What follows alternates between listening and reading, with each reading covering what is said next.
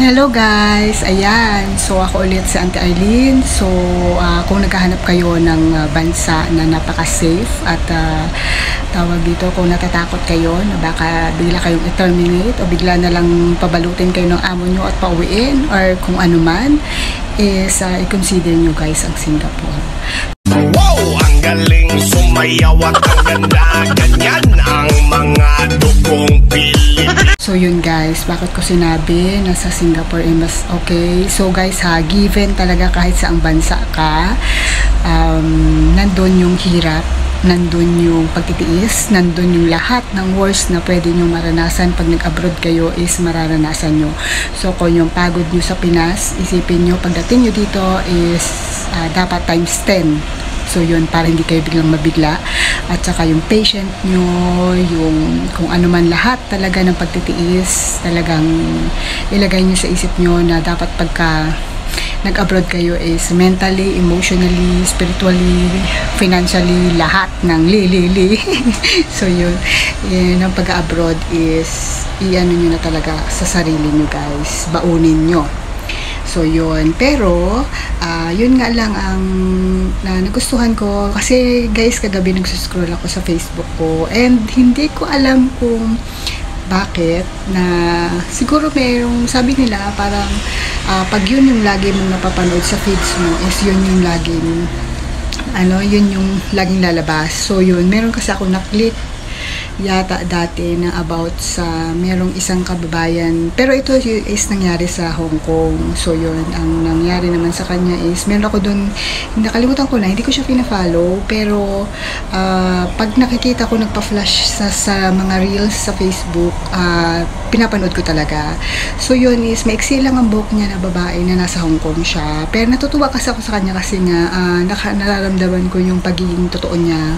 So yun, tas nag-advise siya ng about sa mga tawag doon, yung mga baguhan sa bansa nila. So yun, parang naaliw ako sa kanya kasi nga syempre parang binibigyan niya ng tawag doon info or ano ba tawag doon, yung parang warning or idea yung mga nandun sa bansa nila. So yun, kaya pinanood ko. Tapos merong isang nag-caught kasi ng attention ko, pero hindi ko nila lahat, nagkataon lang na napanood ko ha guys, na teka lang, naghangin rap talaga pag luma na yung phone, pero kasi ako nga is kuripot ako, so hanggat kaya pang gamitin yung phone ko is gagamitin ko. So yun, ang tawag doon, so yun, meron kasing isang pangyayari doon na yun, ikwento ko lang sa inyo, baka napanood nyo rin siya, pero nasa Hong Kong yun dito sa Singapore na ang tawag dito, may isang kababayan natin na sinabihan ng amo niya na magbalot na siya, tapos dinala siya sa agency, tapos pagdating doon sinabi sa kanya na parang terminate yung contract niya, tapos meron siyang pinapirma lang siya sa parang blank paper doon sa agency.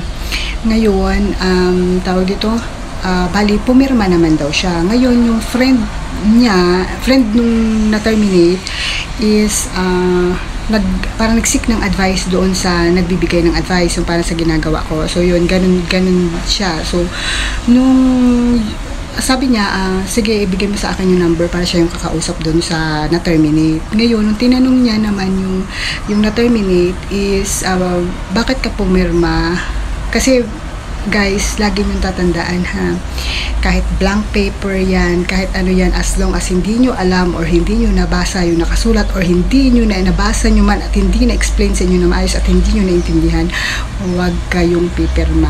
Kasi sa bandang huli, lahat kasi ng ano nyan is pwedeng ilaban sa inyo or gamitin against you. So yun, yun ang mali ng isang kabayan natin na na-terminate. So pumirma siya. Tapos, yun ang tanong sa kanya, bakit ka pumirma? Sa kanya is, okay lang, basta mahalaga daw makauwi siya. Pero hindi kasi yun yung point doon. Nagpakahirap ka na, ano ka na para makarating dyan. Bakit sa isang iglap lang, kung gusto ng amo is pauwiin ka, pakakauwi ka, ganon. So parang ako din na ano rin ako dun sa sinabi niya, totoo rin naman yun, na kaya naabuso ng mga amo yung rights nila is kasi hindi tayo nagsasalita or hindi tayo aware sa mga rights natin. So kaya nga kami may mga ganito guys, kasi since nandito na kami at yung knowledge namin sinishare namin sa inyo, although hindi kami mga perfecto, although hindi lahat talaga alam namin kasi hindi kami nasa legal talaga na ano, pero based on experience at based din sa nagbabasa-basa kami ng mga laws, kasi iba talaga ang may alam. So lamang ang may alam guys, sa totoo lang. So yun yung parang pinupoint ko, na yung sa situation niya, sabi nga niya nung nagsasalita, na yung pinapanood ko siya, which is totoo talaga yung sabi niya, na kaya naabuso ng mga employer yung mga rights natin kasi hindi tayo nagsasalita, hinahayaan natin sila. At yung isang bagay is kahit tulungan, kahit yung kaibigan niya, tulungan man natin siya, pero kung siya sa sarili niya ayaw niyang tulungan ang sarili niya, wala tayong magagawa.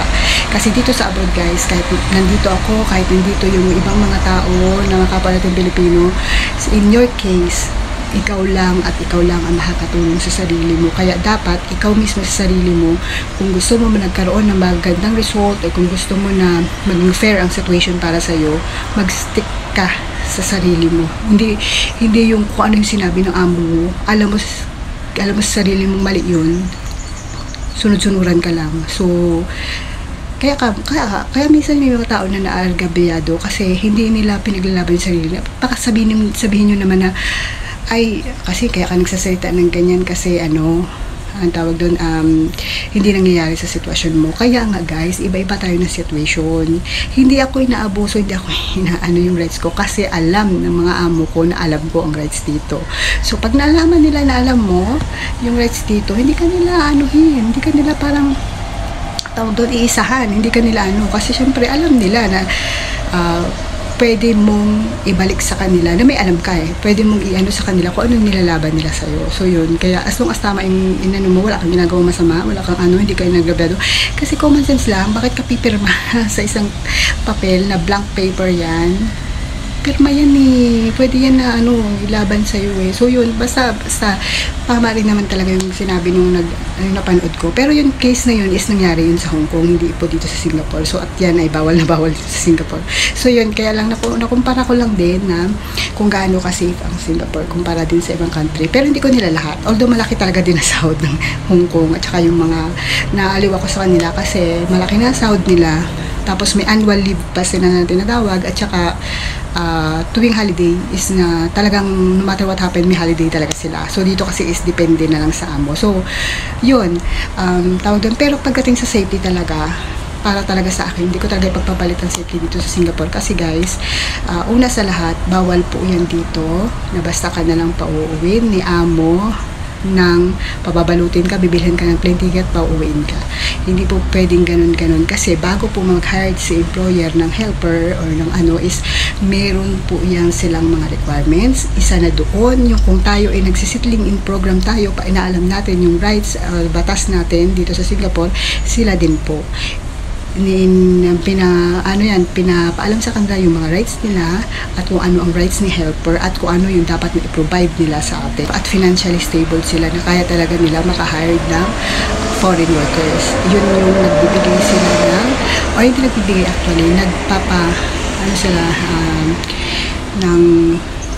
meron silang pondo na 5K na yun, yung parang band. So yun, dun sa ano nila dito bago sila nakapag-hire ng helper.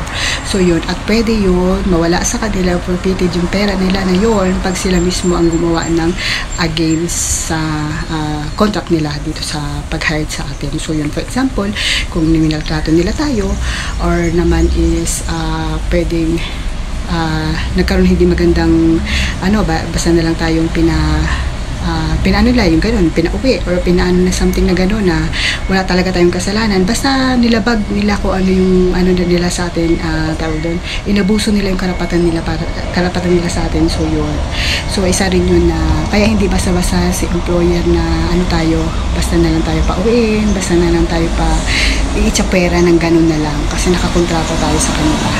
Tapos ang isa din guys is yung about sa pagpapadelayed ng sweldo natin ha. Merong 1 week preparation ng mga amo natin na para i-prepare yung sweldo natin kasi minsan din nakakalimutan din nila, so sobrang busy nila. Merong 1 week yan. For example, ang sweldo natin is every 30th of the month, may 7 days pa yan sila na allowance para ibigay sa atin yung sweldo. Pero hindi talaga pwedeng ma-delayed isang buwan yan guys. Kasi yun po is pwede ma-forfeited ang kanilang security band sa atin. At saka hindi tayo basta-basta nila naghang na naman yung phone ko. Wait bakit gano'n? So yun, wait.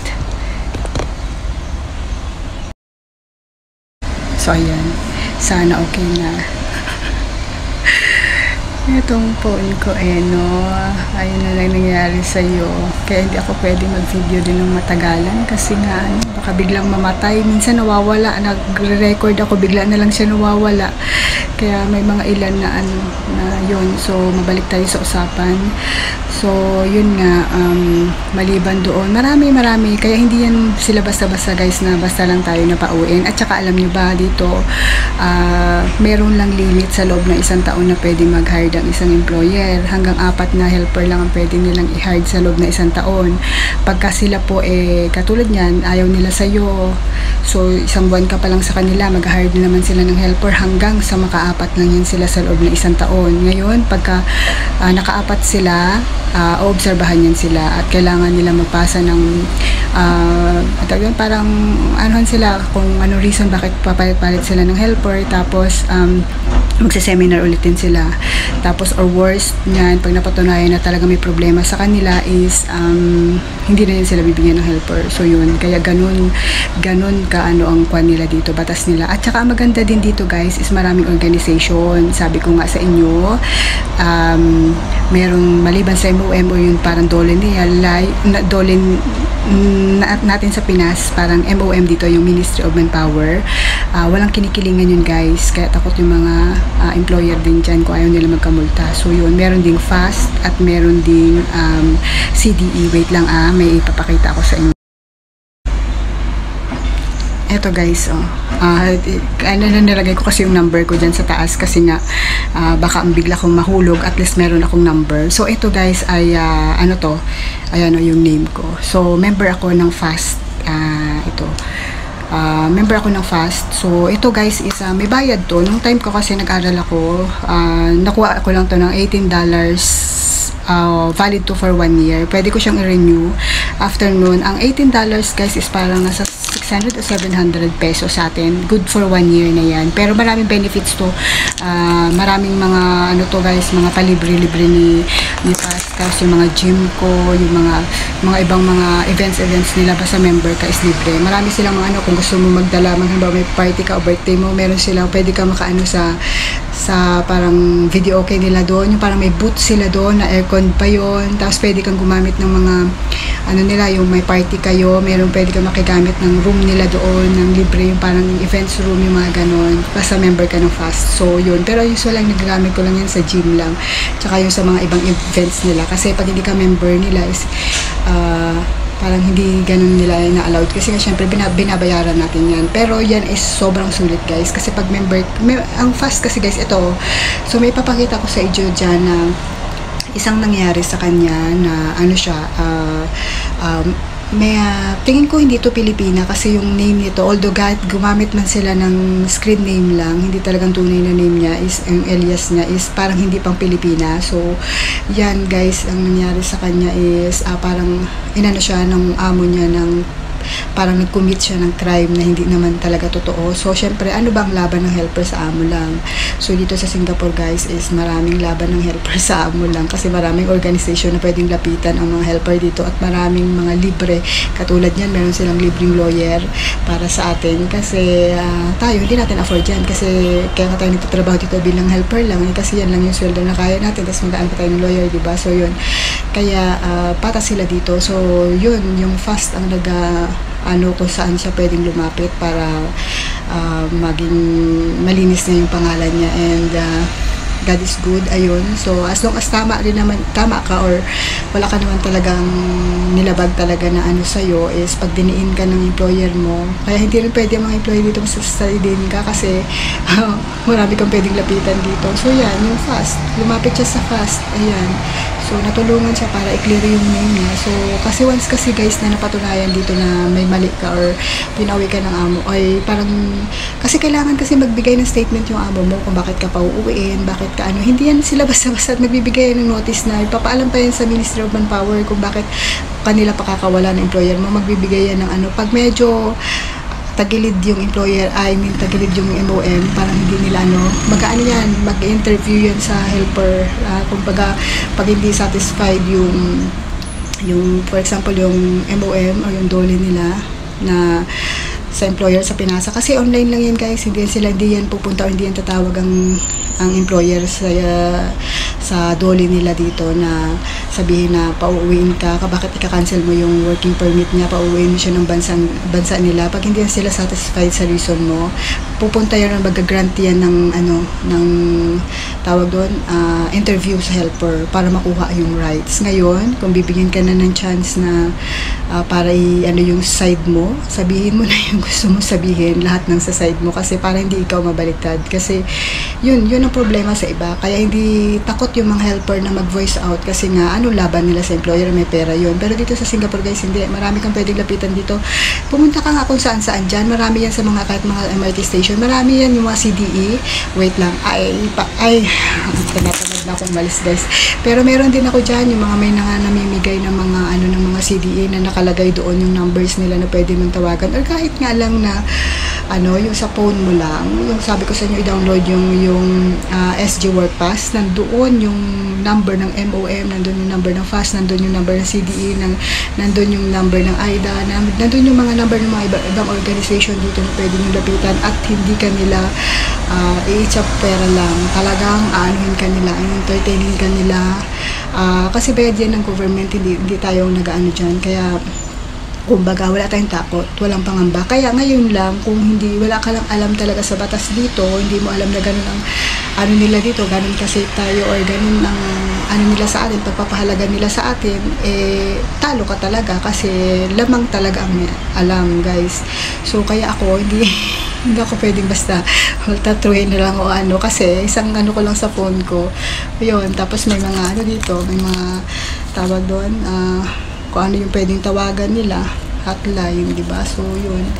Kaya guys, huwag kayong matakot pag nandito kayo. Hindi kayo dyan basta-basta pauwiin. At saka after kasi hindi yung pagka-emergency talaga, yung may case talaga na kailangan pauwiin, yun pwede yun. Pero kung hindi, magbibigay yan ng mga ilang weeks bago ipaprocess yung papers mo para pauwiin. Hindi yan instant katulad ng ibang bansa na pabalbalutin ka na, pauuwiin ka na, hindi po pwedeng ganun dito. So yun nga lang na madelay ang sahod mo may kaparusahan na agad sa employer yun pero pwedeng mawala sa kanila yung 5,000 security band nila na nakapondo sa MOM kung sa government nila, kung magreklamo ka kaagad mawawalan agad sila ng 5K So diba, yung ganun kasimple lang yun, i-delayed lang nila yung sweldo natin. Diba? So, how much more pa yung sasaktan ka, how much more pa pag pagugutuman ka, how much more pa kung hindi ka patutulugin sa maayos na lugar. Diba? Kaya ganun ka safe dito guys. Maraming advantage dito. Kaso lang, mahirap din isa-isahin kasi. So, yun lang. Yung iba lang naabuso din talaga rin dito kung hindi talaga nila alam at saka bago lang sila. Kaya nga, ang advice ko sa inyo, kung bago lang kayo dito, manood kayo ng mga vlog or puntahan nyo yung website ng MOM sa Google. Yung, ilagay ko dito, yung MOMSG.